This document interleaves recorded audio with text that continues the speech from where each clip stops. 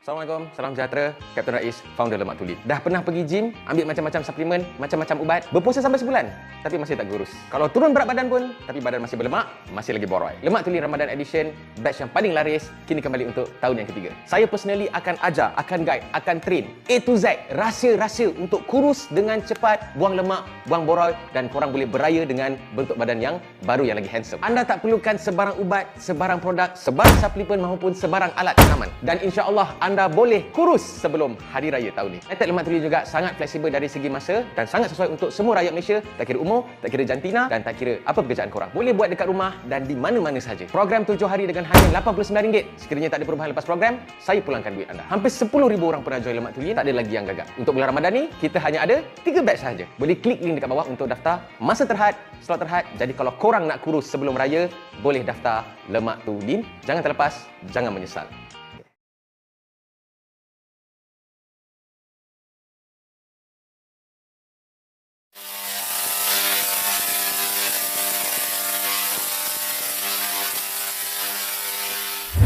Assalamualaikum. Salam sejahtera, apa hal korang? Selamat kembali, selamat datang dalam channel YouTube Rais Hamid Aris TV. Dan masih lagi bersama dengan YouTuber kegemaran rakyat Malaysia, Rais Hamid. Apa hal korang?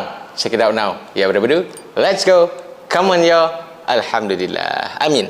Okey, hari ini kita nak sembang-sembang sikit. Ada satu isu yang macam menarik perhatian aku. Bukan sebab apa, sebab dia macam kelakar. Sebelum tu aku nak buat disclaimer sikit. Apa yang keluar daripada mulut aku ni tak ada kena-mengena pasal politik, tak ada kena-mengena pasal aku anti negara ke apa benda ke, pasal negara ni negara tu, tak ada. Benda ni adalah isu yang sama-sama punya isu lah. Dan bukannya aku against, bukannya aku menentang negara ke apa dia, tak ada. Aku ni jenis yang prinsip bebas punya ni. Okey, tak ada terikat, tak ada menyokong ke menentang ke mana-mana negara. Jadi tolong dengar betul-betul, tengok video sampai habis. Cerita dia macam ni. Okey, aku gelak dulu. Pada 23 Mac yang lalu, okey, kita punya Perdana Menteri lah, okey, Datuk Seri Ismail Sabri, dia ada berhasrat untuk berbincang dengan anggota negara-negara ASEAN ataupun Persatuan Negara-Negara Asia Tenggara untuk menjadikan bahasa Melayu, dengar aku cakap, bahasa Melayu sebagai bahasa rasmi kedua dalam ASEAN. Sebab bahasa rasmi yang pertama dia adalah English. Dan okey, Perdana Menteri kita Datuk Seri Ismail Sabri, dia dah pun pergi berjumpa dengan Presiden Jokowi untuk nak sampaikan dia punya hasrat ni lah. Sebab apa? Indonesia, Malaysia, dia orang kata pengguna bahasa Melayu yang paling besar lah dekat mana-mana negara dekat dalam dunia ni, selain daripada Brunei dan juga Singapura. Okey, faham kat situ Okey, ini yang kelakar dia. Tapi sebelum aku teruskan apa yang kelakarnya, minta korang untuk tekan butang subscribe. InsyaAllah aku akan terus memberikan konten-konten yang menarik. Okey, walaupun macam ada kelakar-kelakar sikit, walaupun macam ada kontroversi sikit, InsyaAllah in the end aku akan bagi tahu apa pengajaran dia, dan InsyaAllah boleh dijadikan asbab kebaikan untuk kita semua, dunia dan akhirat. InsyaAllah tolong tekan butang subscribe. Tekan sekarang. Okey, ini part yang kelakar yang aku nak cerita kat korang ni. Okey, mungkin bolehlah mana-mana YouTuber Indonesia supaya react lah aku punya video ni kan. Bukan nak argue ke apa, tak ada. Kita react balik. Mungkin aku yang salah faham ke, korang salah faham ke, aku tak tahu lah. Usaha Perdana Menteri Malaysia nak mengangkat bahasa Melayu sebagai bahasa rasmi kedua ASEAN telah ditolak oleh Menteri Pendidikan, Kebudayaan, Penyelidikan dan Teknologi Indonesia, iaitu Nadiem Makarim. Sebab apa dia tolak? Ini yang kelakar dia. Sebab dia cakap bahasa Indonesia adalah pilihan yang lebih baik kerana ianya paling banyak digunakan di Asia Tenggara dengan penggunaannya bla bla bla sebanyak 47 negara dan sebagainya lah. Dan cadangan untuk menggunakan bahasa Indonesia sebagai bahasa rasmi kedua ASEAN ni keluar lepas dia tolak cadangan Malaysia tu lah. Jadi sekarang ni kau nampak tak apa yang kelakar dia? Kau nampak tak apa yang kelakar dia? Cuba bagi tahu. Mungkin korang boleh komen ke dulu ke, cuba bagi tahu aku. Apa yang kelakar dia? Apa yang rasa kelakar sangat ni? Yang kelakar dia dekat sini, okey, Menteri Kebudayaan Teknologi benda, Menteri Pendidikan Indonesia ni, okey, dia tak faham ke yang Malaysia nak angkat ni adalah bahasa Melayu, bukan bahasa Malaysia, bahasa Melayu, dan bahasa yang digunakan dekat Indonesia yang menjadi bahasa rasmi Indonesia tu pun adalah bahasa Melayu. Aku macam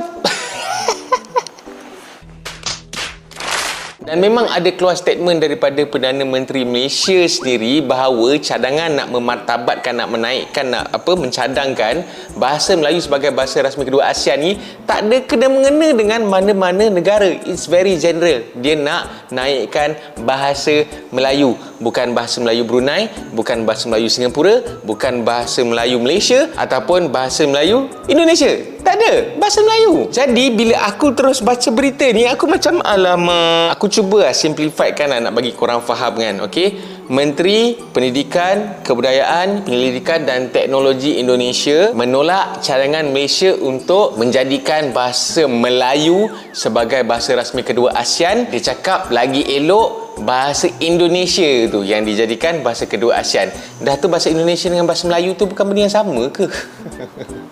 Aduh. Dan kalau korang nak tahulah, boleh pergi buat research ke apa. Ini bukan aku overclaim ke, bukan aku nak claim ke. Nak tahu tak? Bahasa Melayu ni sebenarnya bukan milik siapa-siapa pun. Bahasa Melayu ni dah wujud sebelum Indonesia dan Malaysia ditubuhkan lagi. Jadi kau nak claim apa benda weh? Cumanya bila negara-negara macam Malaysia, Indonesia, Brunei ditubuhkan dan bila penggunaan bahasa Melayu tu dijadikan sebagai bahasa utama, barulah dia dijadikan bahasa rasmi untuk bahasa Malaysia, bahasa Indonesia, bahasa Melayu Brunei, dekat Singapura pun ada juga guna bahasa Melayu Singapura, dan mengikut negara masing-masing punya dialek ataupun accent lah. Okey, ikut dialek masing-masing lah. Sama lah juga macam Malaysia. Kita ada Kelantan, Terengganu, kita ada Negeri Sembilan, kita ada Perak, kita ada Kedah, ada Perlis. Cara dorang menggunakan bahasa Melayu dorang berbeza-beza. Tapi adakah bahasa Melayu itu adalah hak mutlak negeri Kelantan? Tak ada. Adakah hak mutlak orang KL? Tak ada. Bahasa Melayu tu is very general lah. Cuma cara penggunaan tu dia pelbagai. Cuma satu benda je yang aku setuju dengan Menteri Indonesia ni. Dia cakap penggunaan bahasa Indonesia lagi luas, lagi banyak. Of course lah, kau tengoklah keluasan Indonesia tu besar mana. Okey, lepas tu kau tengoklah bilangan rakyat dia berjuta-juta mana. Lagi banyak daripada Malaysia sendiri. Memanglah penggunaan dia lagi luas. Dan tak dinafikan, Indonesia bagi akulah lagi menjadi tumpuan pelancong. Okey, dan mungkin juga Indonesia ni lagi famous daripada Malaysia. Mungkinlah sebab dia punya tempat pelancongan, keunikan dia apa semualah. Dan juga orang Eropah, orang Barat, bila diorang datang dekat Asia, diorang lagi banyak pergi ke Bali, bercuti dekat Indonesia lah. Jadi bila diorang kenal bahasa Melayu tu adalah melalui negara Indonesia. Sebab itulah yang menteri ni claim bahasa Indonesia lagi luas penggunaan dia sebanyak 47 negara dan sebagainya. Memanglah. Cuma kalau dia datang Malaysia, dia belajar bahasa Melayu Malaysia, boleh je nak claim diorang tahu bahasa Malaysia.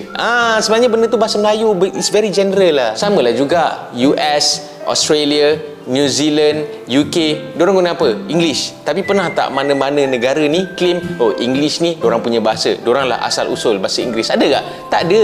Kita je, kita ni je yang duk berebut-rebut ni, bahasa ni siapa punya, bahasa ni siapa punya. Tolonglah, alah, benda-benda simple macam ni tak payahlah kita nak ni apa semua. Patutnya Menteri Indonesia tu patutnya menyokong lah, sebab yang Perdana Menteri kita nak naikkan tu adalah bahasa Melayu, bukan dia cakap bahasa Malaysia. Jadi Pak Menteri, tolong jangan salah faham. Okey, bila bahasa Melayu tu berjaya dijadikan bahasa kedua ASEAN, maknanya sama-samalah dengan bahasa Indonesia tu sekali lah dijadikan bahasa kedua ASEAN. Jadi yang akan dapat nama nanti adalah Indonesia, Brunei, Singapura yang boleh berbahasa Melayu, dan juga Malaysia. Empat-empat ni orang kata dah memang jadikan bahasa Melayu ni sebagai bahasa pengantaraan yang utama. Jadi tak ada isu lah benda ni. Jadi sepatutnya tak adalah isu nak menolak cadangan ni. Mungkin dia salah faham kot. Okey, korang tolong tengok-tengokkan korang punya menteri sikit. Okey, sahabat-sahabat Indonesia, tengok-tengok sikit korang punya menteri ni, macam dia tak adalah aku nak mengecam pun kan. Aku tak ada maki, aku tak ada marah, aku gelak-gelak je. Cuma kelakar lah bila dia menolak cadangan, lepas tu dia cakap bahasa Indonesia lagi bagus. Sedangkan bahasa Indonesia tu adalah salah satu daripada bahasa Melayu juga. Jadi apa ni yang nak dinaikkan tu adalah bahasa Melayu. Faham tak? Okey, korang jangan lupa untuk share video ni. Sekiranya korang ada sebarang komen, boleh komen dekat bawah. Dan tolong jangan gaduh-gaduh lah. Aku tak ada kutuk mana-mana kan. Aku tak ada kutuk Indonesia. Aku tak ada kutuk Menteri Indonesia. Tak ada. Cuma aku cakap benda ni adalah satu kelakar. Dia punya tolak cadangan tu dan bagi alasan dia tu, itu benda yang kelakar lah. Sebab alasan dia memang it's not make sense at all lah. Okay, so jangan lupa untuk tekan butang like, butang subscribe dan juga butang loceng untuk notification video-video pada channel YouTube Rais Hamid selepas ini. InsyaAllah kita serumpun mah. Okay, Indonesia, Malaysia, jiran. Okay, damai serumpun, kita malindo. Okay, kita sama-sama memartabatkan bahasa Melayu. Dan jangan lupa kita masih lagi berpuasa, so kita jaga amal ibadah kita, tinggalkan perkara yang dilarang, kita belajar kawal nafsu kita. Okay, sebab setan tak ada. Jadi kalau kita masih jahat, maknanya kita lain jahat, bukan salah setan lagi.